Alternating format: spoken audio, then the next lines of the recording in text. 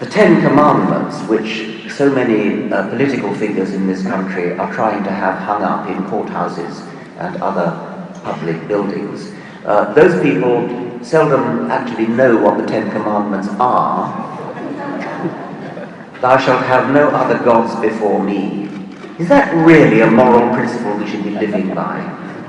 At the time when that was written down, the Jews were polytheists, or had recently changed from polytheism. They believed that lots of gods existed, and they were under very strict instructions to worship only one of them, the jealous God. Thou shalt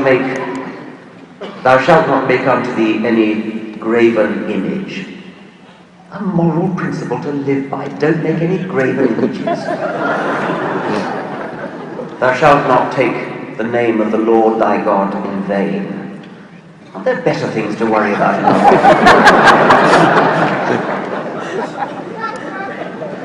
Remember the Sabbath day to keep it holy.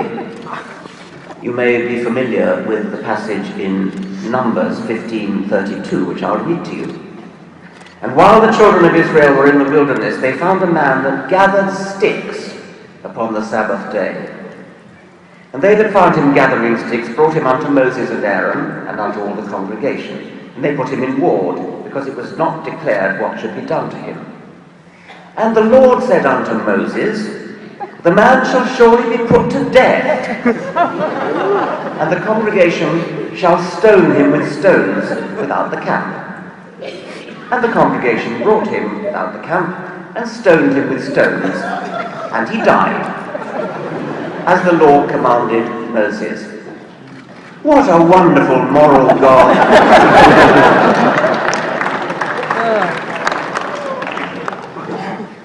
Honour thy father and thy mother. That's rather a good one. But now listen to Jesus.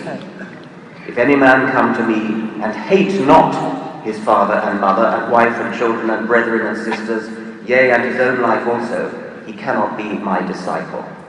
Luke 14:26.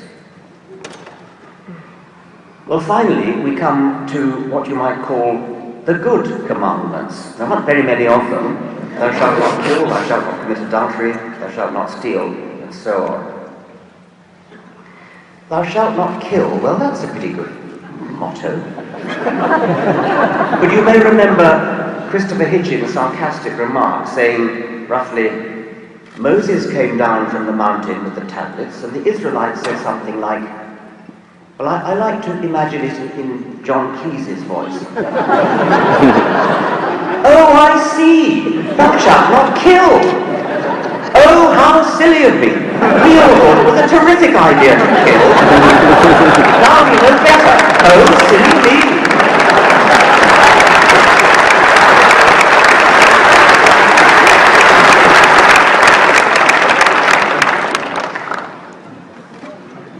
Anybody who has ever read the Old Testament will certainly not wish to get their morals from it. And if you meet anybody who gets his morals from the Old Testament, I think you'd be wise to give him a wide berth. But it's not just the Old Testament. The New Testament is just as bad.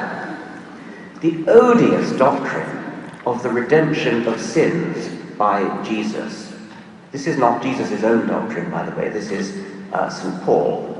I used to know a very distinguished scholar of ancient history whose life's work was to try to decide whether Plato or St. Paul was the greatest shit of all time.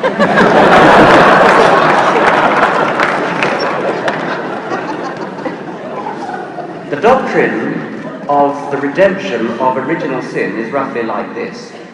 God, the creator of the universe, the deviser of the laws of physics, of quantum mechanics, of relativity, this genius God couldn't think of a better way to forgive our sins than to come down to earth as his alter ego, his son, and have himself hideously tortured and executed so that he could forgive himself on behalf of all mankind, including future people, whether or not they actually intended to sin when their time finally came. Actually, according to Christian theology, it doesn't matter whether you personally sin, because whether you sin or not, you are born in sin. You inherit the sin of Adam. Adam, who we now know, of course, never existed. You inherit the sin of Adam, and it comes down to you, according to St. Augustine, via the semen of all your male ancestors since Adam. What a disgusting doctrine! We are all born in sin because of our remote ancestor Adam, who never existed, and the doctrine of original sin still goes on, even in churches such as the Roman Catholic Church, which presumably accepts that Adam never existed. It's typical, by the way, of the theological mind, even the so-called sophisticated theological mind, that even when it's given up factual belief, such as in Adam, it carries on with the symbolism as though nothing had happened. It doesn't matter if the facts are disproved. You rescue them by turning them into symbols or metaphors or parables. Well, we better not get our morals from the New Testament either, or the Quran for that matter.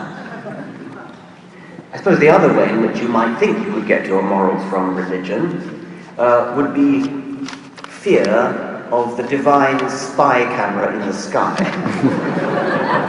Fear that God will send you to hell.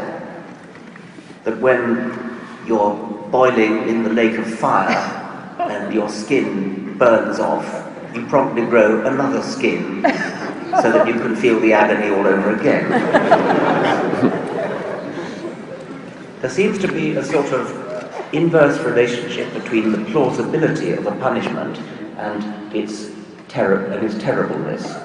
If the idea of hell were remotely plausible, then it wouldn't have to be so horrible as it actually is. And sucking up to God in the hope of going to heaven is just about as bad, just about as ignoble a reason for being moral.